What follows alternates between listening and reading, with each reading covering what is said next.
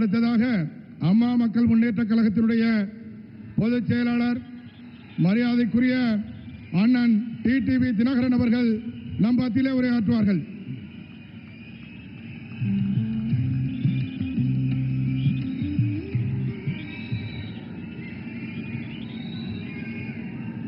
தமிழ்நாட்டின் மத்திய பகுதியாகிய திருச்சி மாநகரில் இங்கே அலைகடல் என திறந்திருக்கின்ற இந்த தமிழர்கள் கூட்டத்திற்கு மாண்புமிகு பிரதமர் அவர்கள் வருகை புரிந்திருக்கின்றார்கள்.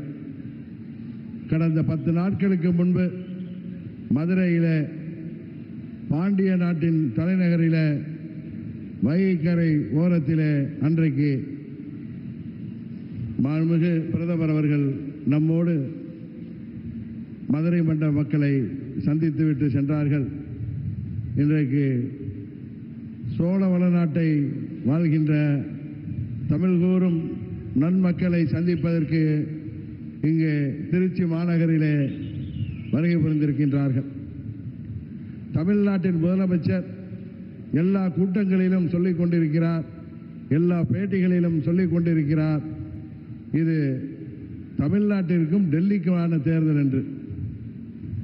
அவருக்கு இந்த நேரத்திலே ஒரு விளக்கத்தை சொல்லிக்கொள்ள நாங்கள் விரும்பப்படுகின்றோம். மாண்புமிகு பிரதமர் அவர்கள் டெல்லியில் இருந்து தான் ஆட்சி செய்ய முடியும், சென்னையிலிருந்து ஆட்சி செய்ய முடியாது என்பது முதல்வருக்கு தெரியாதா அல்லது பயத்தில் பேசுகிறாரா என்று தெரியவில்லை. ஆனால் இந்த நேரத்தில் ஒன்றை மாத்திரம் சொல்லிக் கொள்கின்றேன். மாண்புமிகு பிரதமர் அவர்கள் டெல்லியிலிருந்து ஆட்சி செய்தாலும் அவர் குஜராத்தை சேர்ந்தவர். குஜராத் என்பது தமிழ்நாட்டோடு பல 1000 ஆண்டுகளுக்கு முன்பே தொடர்புடைய ஒரு பிரதேசம்.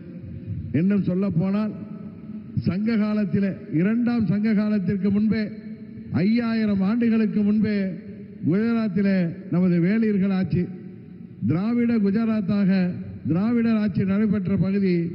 அந்த பகுதியில் துவாரகா என்கிற பட்டணம் எல்லோருக்கும் தெரியும்.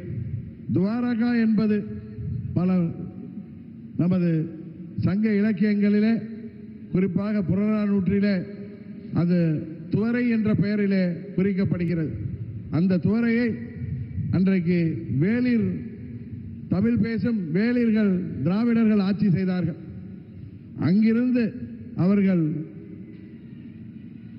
1500 ஆண்டுகளுக்கு பிறகு தமிழ்நாட்டிலே வந்து வேளிர் மன்னர்களாக ஆட்சி செய்தார்கள். நாம் எல்லாம் பெரிதும் போற்றுகின்ற பாரி வள்ளல், வேல் பாரி என்று அழைக்கப்படுகிறாரே, அவர் வேளிர் அம்சம்தான். அதுபோல தகட்டூரை தலைநகராக கொண்டு ஆட்சி செய்த அதிகமானவர்களும் வேளிர் வம்சம்தான். அந்த வேளிர்கள் அன்றைக்கு 5000 ஆண்டுகளுக்கு முன்பே அங்கே குஜராத்திலே துவாரகா பகுதியிலே ஆட்சி செய்தவர்கள்.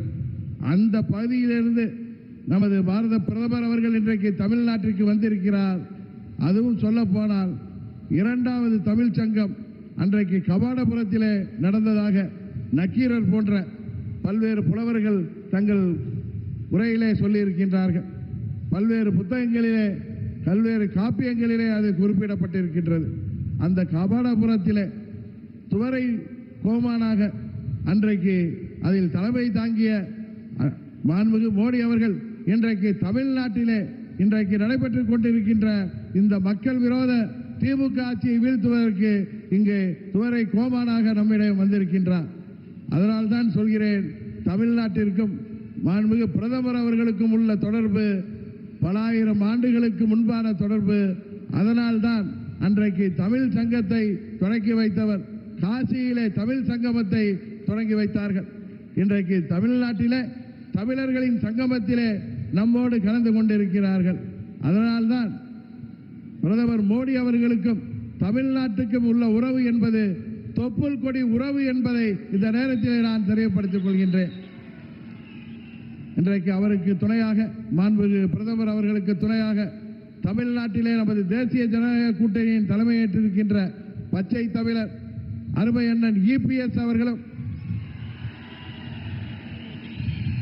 அதுபோல பாட்டாளி மக்களின் கட்சியின் தலைவர் அன்பு நண்பர் டாக்டர் அன்புமணி ராமதாஸ் அவர்களும் தமிழ் மாநில காங்கிரஸ் கட்சியின் தலைவர் அருமை சகோதரர் GK வாசன் அவர்களும் இங்கே மற்றும் நமது தேசிய ஜனநாயக கூட்டணியைச் சேர்ந்த அனைத்து தலைவர்களும் இங்கே வருகை புரிந்திருக்கின்றார்கள். இந்த நேரத்தில் இங்கே கூடியிருக்கின்ற இந்த